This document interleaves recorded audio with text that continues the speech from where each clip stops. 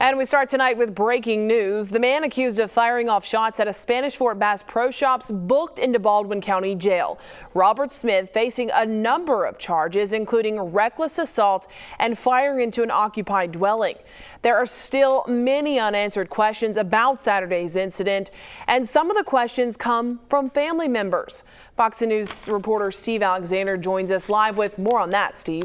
Well, in fact, family members say they haven't spoken with Robert Smith Jr. since he was taken into custody, but they did talk about the weapons that police say they confiscated and what they say was a recent change in behavior of the man they call Junior. I don't want him to be painted as some type of maniac, as some type of monster, because he's not. Crystal Smith Wilson says her first cousin, Robert Smith Jr., is a loving, caring person. And Smith's brother talked about what went through his mind when he heard about the incident.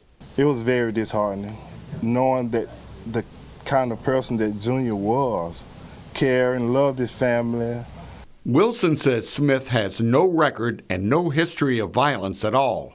But Junior started to act just a little out of character the past week or so. And we did not know why, but we had absolutely no idea that it would come to this.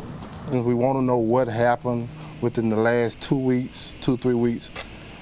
Me and him had been talking, and I noticed something had changed, but I never thought it was to the point to where this would happen.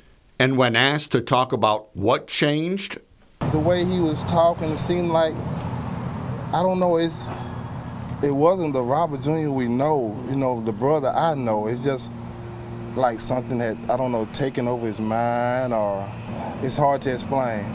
And what about the guns and assault rifles that police say they confiscated? Was his brother surprised?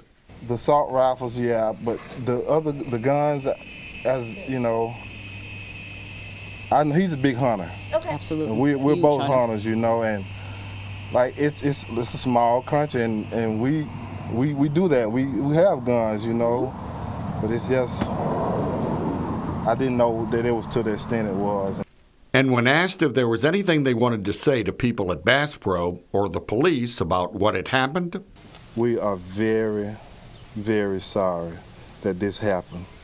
We sincerely thank the police from Spanish Fort for the way that they handled things. We know that things could have gone so much worse.